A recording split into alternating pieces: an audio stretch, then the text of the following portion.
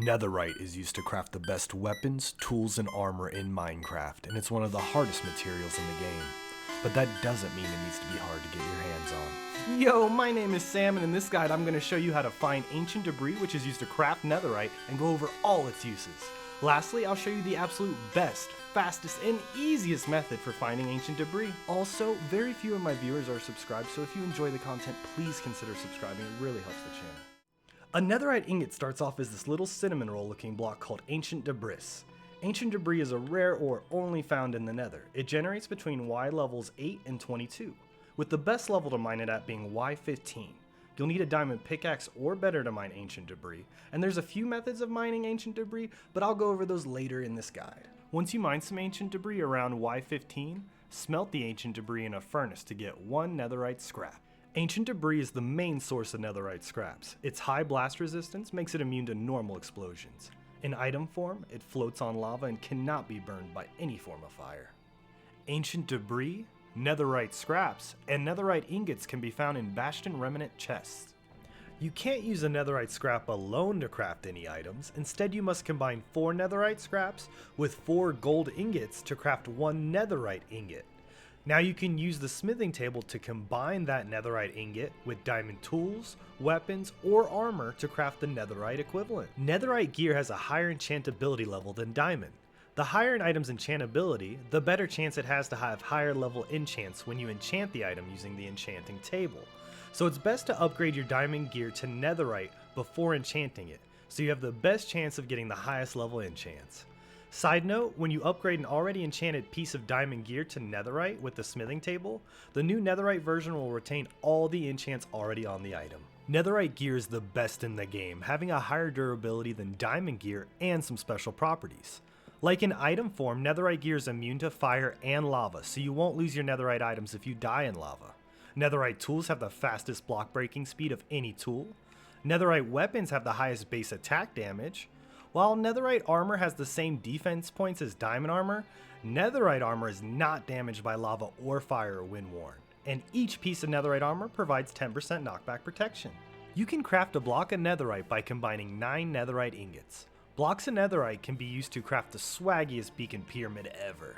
By combining a netherite ingot with 8 chiseled stone bricks in a crafting table, you can craft a lodestone, which is probably the most unique item you can craft with netherite.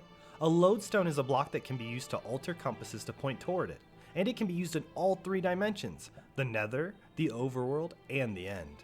This is really useful for finding your way back to your base after exploring. If you find the bridge variant of a Bastion remnant, you can always find 1 lodestone in the chest near the top. I always try to get my lodestones this way because then you can save your netherite ingots to craft more useful items like armor or tools. A Minecraft world is divided into 16 by 16 block chunks. On average, 1.65 ancient debris spawn in a chunk, with a normal maximum of about 5 per chunk. However, it is possible to see up to 11 ancient debris in one chunk. So it's best to mine along chunk borders so you can access 2 chunks worth of ancient debris at the same time. But I play on Bedrock Edition, and we don't have that handy F3 plus G function like Java Edition does that can show their chunk borders easily. But there's still a method to find chunk borders for us Bedrock players. Now here's how to find chunk borders on Bedrock. Chunks are divided into 16 by 16 block sections, so if you show your coordinates and your X and Z coordinate are both multiples of 16, you're at the north chunk border. You can now mine in any direction in a straight line and you'll stay along the chunk border. Now that we have a basic understanding of chunks and how to find chunk borders, let's go over the 3 best methods for mining ancient debris. Now the moment you've all been waiting for. What is the best and fastest method for finding a lot of ancient debris? First, let's quickly talk about some general tips when using these methods. First tip, try not to mine under a lava lake because it'll make your life a lot harder. The warp forest is honestly the best biome to mine under because the only mobs you'll have to worry about are the tall boys. Tip number B. The Nether has a lot of little pockets of hidden lava in the netherrack, so you'll be dealing with a lot of lava even if you don't mine under a lava lake. So bring a decent amount of fire resist potions so the lava isn't a threat. You will be getting a lot of netherrack while mining, and you can either leave it to despawn, or for my last tip I suggest you bring shulker boxes with you so you can save everything for a future build. Now for the first method, which is just regular old mining at Y14 along a chunk border. You don't have to mine along a chunk border, but it can increase your chances of getting ancient debris. Now, a lot of guides say to mine at Y14, even though the Minecraft wiki says Y15 has the highest ancient debris density. I've honestly seen really good results at both levels, so I don't think it matters too much between the two. I suggest just picking one and mining in a long straight line with a pickaxe enchanted with efficiency 5, unbreaking 3, and mending. So your pickaxe will be able to instant mine the netherrack and last a long time without breaking. If you decided to mine along a chunk border, you should make your tunnel triple wide. Just mine to the left and right of your main tunnel and you'll be mining into 2 chunks at once, doubling the odds of finding ancient debris. When you find a block of ancient debris, clear out a bunch of blocks around it because ancient debris normally spawns in chunks of 2 to 3 blocks, but they aren't normally right next to each other, but very close. Side note, if you see any quartz, mine it because it drops a lot of XP to repair your mending pickaxe. Now for one of the most popular methods of mining for ancient debris, known as the bed method. So if you try to sleep in a bed in the nether, it will explode, acting as a poor man's TNT. So we can use this mechanic to clear large portions of netherrack at Y15, exposing ancient debris in the process. To use the bed method, you are going to want a wool farm, an automatic one preferably, because you are going to need a lot of beds. Also, some stone slabs. Once you have a bunch of beds and slabs, make a long tunnel at Y14 or 15 along the chunk border.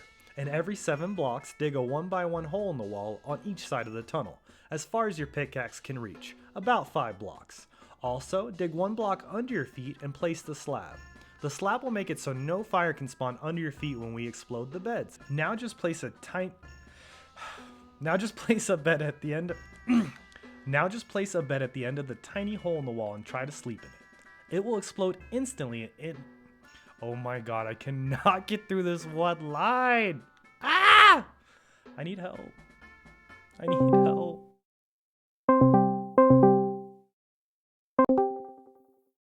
Hey, Sam DeChem.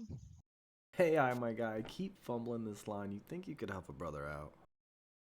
Yeah, I can give it a shot. What is it?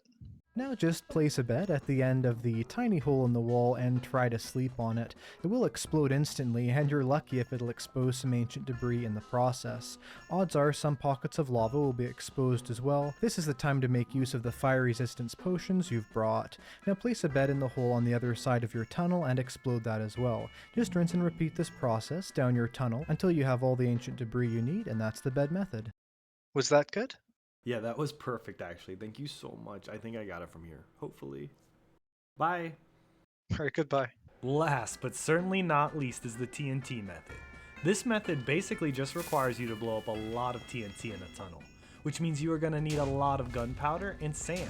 So this is probably the most late game method because the sheer amount of materials you need to prep. But on the other hand, a gunpowder farm isn't too hard to set up and they can be really efficient. For this method, you need a pickaxe, a bunch of TNT, and a flint and steel. Make a tunnel along the chunk border as far as you want. Then every 4th block, place TNT. You can put the TNT more often than every 4th block to clear out even more netherrack, but every 4th block is just the max distance they can be while still setting off the chain reaction. Once your tunnel is lined with TNT, light the TNT with your flint and steel and step back. A little further back? There you go. And watch as the TNT clears away the netherrack and exposes the ancient debris and a lot of lava.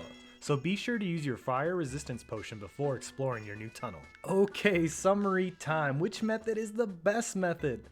I went into this video honestly thinking I was just gonna say mining was the best method because there's tons of other netherite guides claiming 70 ancient debris an hour or even 80 ancient debris an hour, and those numbers aren't wrong, but what those videos fail to factor in their calculations is all the prep time the bed and TNT methods take. Now, the best method to get the most ancient debris fast is by far the TNT method because the sheer amount of netherrack it clears in a short time. But the TNT method is only best if you have a gunpowder farm. If you don't, the other 2 methods are also really viable. So I think it all depends on what point you are in your Minecraft world. So like early game, normal mining or the bed method work great, and late game, make yourself a gunpowder farm and use the TNT method. Thank you so much for watching. I really appreciate all of you. If the guide helped you at all, please leave a like, and if you feel like it, maybe subscribe. Both things really help the channel grow. I'd also like to thank my friend iCraftMC for his cameo. I really appreciate you, buddy, and I hope everybody has a wonderful day. Bye.